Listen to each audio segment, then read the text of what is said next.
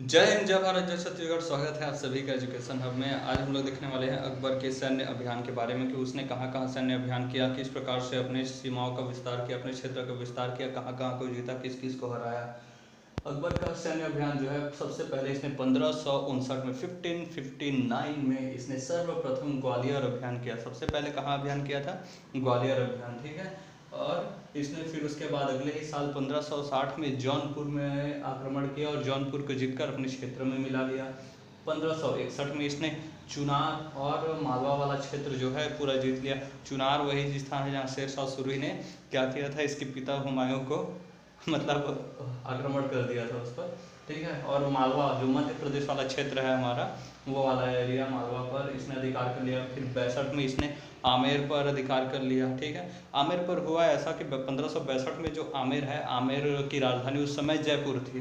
तो जयपुर यानी कि आमेर में उस समय शासक थे राजा भारमल। भारमल जो थे वो कछवाहा राजपूत थे, ठीक है। इन्होंने अपनी स्वेच्छा से ही अकबर की अधीनता स्वीकार कर ली। अकबर को यहाँ युद्ध वगैरह करना नहीं पड़ा और स्वीकार की तो की। अपनी बेटी हरख बाई उसको अकबर से विवाह करा दिया और हरख बाई जोधा बाई के नाम से फिर जाने जाने लगी, ठीक है। प्रसिद्ध हो गई जोधा बाई के नाम से हरख बाई, ठीक है। अधीनता भी स्वीकार कर ली, बेटी भी बिहारी, गजब आदमी था भाई। फिर बेटा जो था इसका भगवान दास और उसका पोता, ठीक है। बेटा और पोता दोनों, पोता था मानसिंह और बेटा था भगवान दास, दोनों को अकबर की सेवा में भी लगा दिया। पूरी तरह से मत पूछो, अकबर का फैन हो गया, जबरा फैन, ठीक है। और जो जोधाबाई थी उनका नाम फिर मरियम उज जमानी का उपाधि उसे दिया गया, ठीक है। मरियम उज जमानी उन्हें कहा गया, मरियम उज जमानी, ठीक है, उसे उपाधि दी गई अकबर के द्वारा। गोंडवाना जो है मध्य प्रदेश, वहाँ की रानी थी रानी दुर्गावती, ठीक है। रानी दुर्गावती, रानी लक्ष्मीबाई, रानी दुर्गावती, ये लोग बहुत ही वीरांगनाएं, बहुत बड़ी वीरांगनाएं रही हैं, ठीक है। रानी दुर्गावती जो है वो संग्राम सिंह की विधवा थी, ठीक है। संग्राम सिंह इनके पति थे, जो कि उनका देहांत हो गया और उनके बाद जो है शासन वगैरह रानी दुर्गावती ने संभाला। तो रानी दुर्गावती एकमात्र ऐसी महिला थी जिन्होंने अकबर का पुरजोर विरोध किया और इन्होंने अकबर का सर्वाधिक विरोध किया, ठीक है। इनकी अधीनता जो है, अकबर की अधीनता रानी दुर्गावती जी ने स्वीकार नहीं किया। लेकिन 1564 में अशफाक खान ने रानी दुर्गावती को पराजित कर दिया। अशफाक खान को अकबर ने ही भेजा था सेनापति बनाकर। अशफाक खान ने आखिर में पराजित कर दिया और फिर पराजित करने के बाद क्या है, इसने जो है मालवा, मतलब जो एमपी वाला गोंडवाना वाला क्षेत्र है, इसे फिर अपने शासन में मिला लिया। बहुत वर्षों तक ये मतलब संघर्ष करती रही, काफ़ी लंबे समय पर। एक महिला थी और शासन संभाल रही थी अपनी सूझबूझ के हिसाब से, ठीक है। 1567 में मेवाड़ अभियान शुरू हुआ, ठीक है। मेवाड़ अभियान 3 बार किया गया है, 1567 में, 1576 में, फिर 1615 में, ठीक है। देखिए, पहला जो मेवाड़ अभियान किया था तो मेवाड़ की राजधानी है चित्तौड़, ठीक है। क्या थी मेवाड़ की राजधानी? चित्तौड़गढ़। राजा थे वहाँ के उदय सिंह जी, ठीक है। राजा कौन थे? उदय सिंह जी। इनको पन्ना धाय ने बचाया था, अपने बेटे पन्ना धाय, महापन्ना धाय ने अपने बेटे को मतलब उदय सिंह के स्थान पर रख दिया था और उसकी मृत्यु हो गई थी। और उसके बाद उदय सिंह जी को पाला पोसा, फिर उदय सिंह बड़े हुए, फिर से अपना राज्य इन्होंने वापस पाया, ठीक है। बहुत बेहतरीन कहानी है। और उदय सिंह वही है जिनके पुत्र हो गए हमारे भगवान एकलिंग अवतार महाराणा प्रताप जी, ठीक है। ये अभियान जो है असफल रहा, ठीक है। 1567 में जब मेवाड़ अभियान किया तो उस समय राजा उदय सिंह थे। ये जो अभियान है वह असफल हो गया। फिर से 1576 में पुनः प्रयास किया। 1576 में जब प्रयास किया तो उस समय हमारे थे महाराणा प्रताप जी, ठीक है। हल्दी घाटी का युद्ध हुआ 1576 में, याद रखिएगा डेट। 1576 में क्या हुआ? हल्दी घाटी का युद्ध हुआ।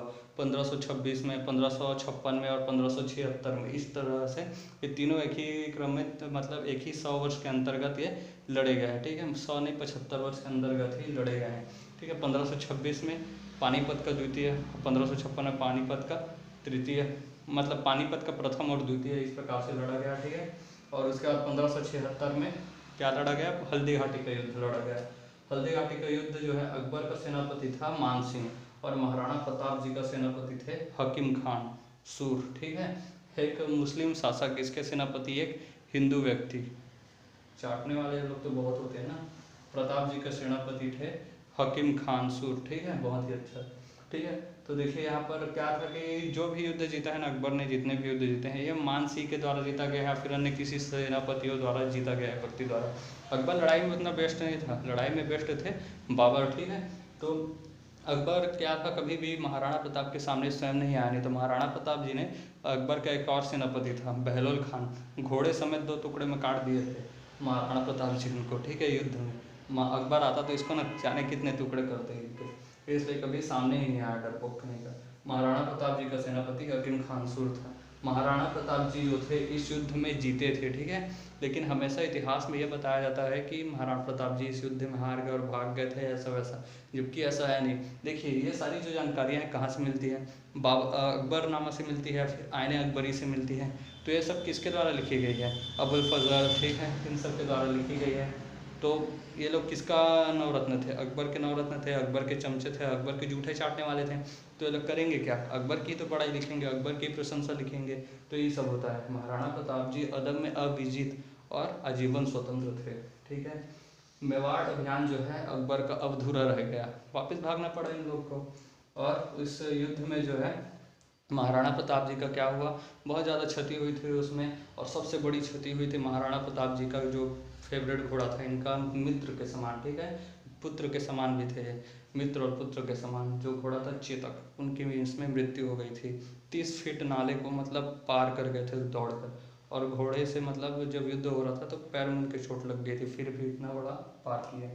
देखिए महाराणा प्रताप जी का अधिकांश क्षेत्र जो है वह क्या हुआ था, इस युद्ध में मतलब छीना गया था। और उसके बाद धीरे धीरे उन्होंने अपना सेना फिर से क्या किया, इकट्ठा करना शुरू किया, काफ़ी क्षति भी हुई थी, और बहुत बड़ा क्षेत्र फिर उसके बाद जो सबसे ज़्यादा क्षेत्र था मेवाड़ का, ठीक है, उससे थोड़ा सा और विस्तृत किया, और धीरे धीरे संगठित करते गए आदिवासी कबीलों की सहायता से, और फिर महाराणा प्रताप जी यहाँ के शासक फिर से बने।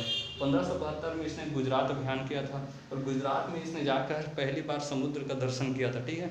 अकबर ने पहली बार समुद्र कहाँ देखा था, 1572 में गुजरात जाकर, खंभात की खाड़ी में, ठीक है, खंभात की खाड़ी। देखिए गुजरात अगर हमारा इस प्रकार से है, अगर देख लें तो नक्शा में तो आप लोग जानते ही होंगे, वैसे भी फिर भी बता देते हैं कि किस प्रकार से। देखिए इस प्रकार से है हमारा ये गुजरात का एरिया, ठीक है, यहाँ पर ऐसे करके। तो ये वाला जो एरिया है ये है खंभात की खाड़ी, ठीक है, खंभात की खाड़ी ये गुजरात वाला एरिया में इस प्रकार से है। तो ये क्या हो गया, खंभात की खाड़ी में पहली बार इसने क्या देखा था, समुद्र को देखा था। उस समय यहाँ इससे एक पुर्तगाली व्यक्ति भी मिले थे, उस समय इसने पुर्तगालियों को भी देखा था गुजरात में जाकर। क्या है कि सल्तनत काल से ही मतलब विजयनगर साम्राज्य से ही खासकर बहुत सारे जो पुर्तगाली डच वगैरह थे आने शुरू हो गए थे, 1572 तक पहुंच गए, फिर 1600 के बाद तो फिर अंग्रेज भी आना शुरू हो गए थे, ठीक है ना।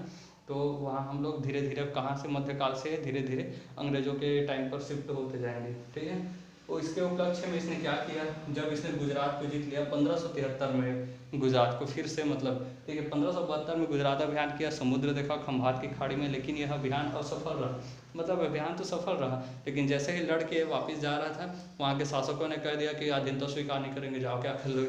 तो 1573 में फिर से जाना पड़ा, और 1573 में फिर से गया, फिर से गुजरात को जीता, और इस बार हस्ताक्षर करवाया उनसे कि अधीनता स्वीकार करोगे, जाने के बाद भी धोखा नहीं दोगे। तो इस उपलक्ष्य में इसने फतेहपुर सिकरी में बुलंद दरवाज़ा बनवाया, काफ़ी भव्य और बड़ा दरवाज़ा है, बुलंद दरवाज़ा। 1576 में इसने मेवाड़ अभियान तो किया ही था, हल्दी घाटी गए, तो उसके साथ ही साथ बंगाल और बिहार वाले क्षेत्र में भी इसने जीत प्राप्त की थी। क्या है कि ये नहीं जाता है ना, सेनाओं को भेज देता था, आधा सेना इधर चले जाओ, आधे इधर, ऐसे टाइप से, ठीक है, जहाँ ज़्यादा ज़रूरत पड़े वहाँ और सेना भेज दिया जाता था, और इसके साथ जितने मनसबदार थे वो भी जाते थे लड़ने के लिए, इसलिए इसकी सेना बड़ी रहती थी।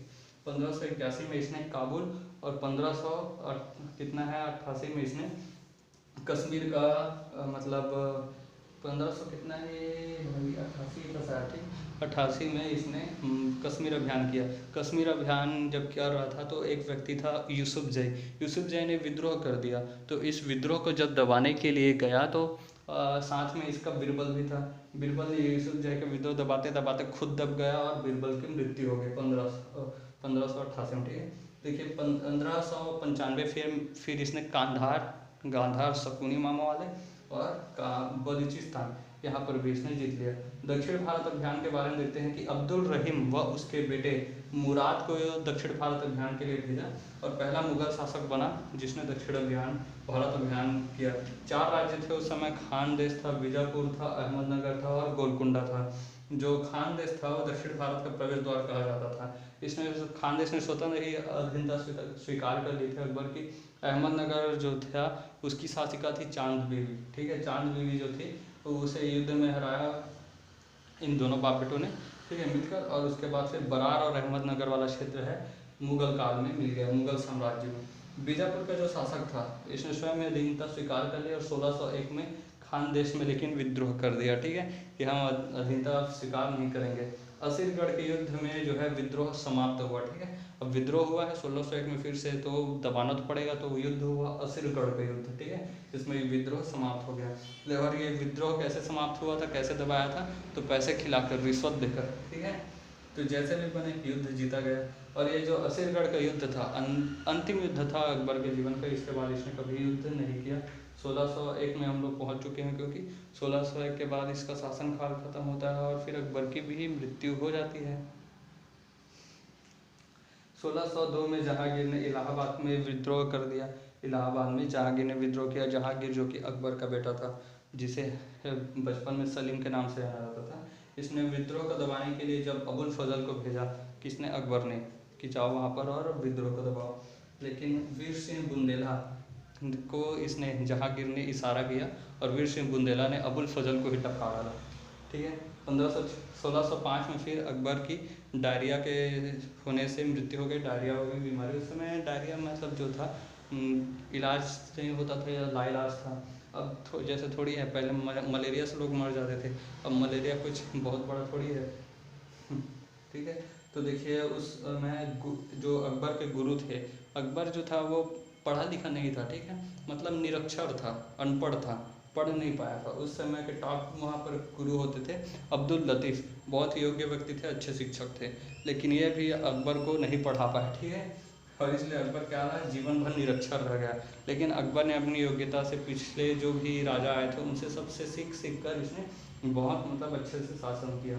ये अकबर का था। अगले ये देखिए अब नसीरुद्दीन मोहम्मद जहांगीर के बारे में देखते हैं। इसने 1605 से लेकर 1627 तक इसने 22 वर्षों तक शासन किया, ठीक है, लगभग।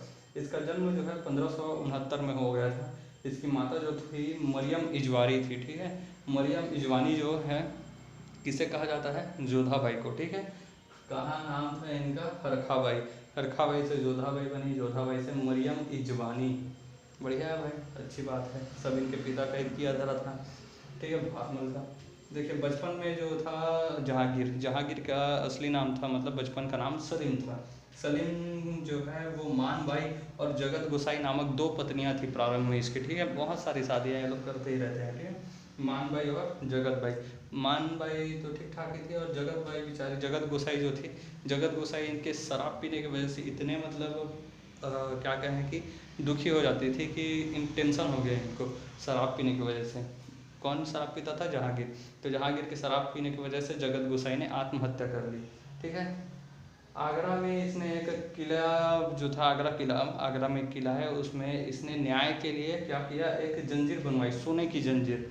उसमें 12 घंटियाँ लगाई, ठीक है। जिसे भी न्याय चाहिए जंजीर में, सोने की जंजीर में हाथ बांधकर, मतलब न्याय की जो घंटियाँ होती है उसको बजाया करते थे। अपराधी का नाक कान काट दिया जाता था और उसका घर को छीन लिया जाता था, ठीक है। घर को कुर्की कर लिया जाता था, यानी कि छीन लिया जाता था। तो ये सब जहांगीर के टाइम में होता था, ठीक है। और क्या क्या होता था जहांगीर के बारे में पढ़ेंगे नेक्स्ट क्लास में। तब तक के लिए जय हिंद।